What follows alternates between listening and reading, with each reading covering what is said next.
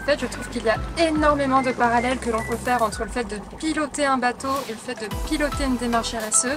Et je voulais permettre aux référents RSE, en fait aux responsables RSE, de sortir un petit peu de leur quotidien, de prendre du recul et de découvrir des méthodes, des outils et des cas concrets pour leur montrer comment piloter le projet, comment réussir à embarquer ses équipes, fédérer autour de ce projet-là.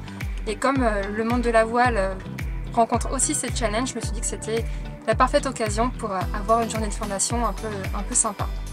Ça a changé énormément de choses parce qu'on s'extrait vraiment d'un quotidien et je pense qu'on se laisse un peu plus porter et je me sens plus créative ou en tout cas plus à l'écoute dans un contexte hors les murs.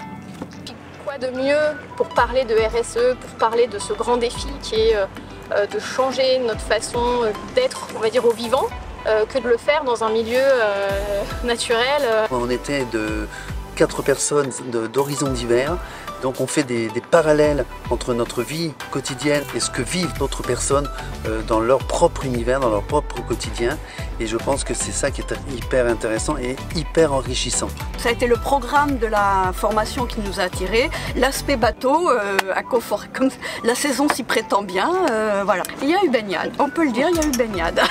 Marion m'a demandé de co-animer une partie de la journée en faisant part de mon expérience de manager.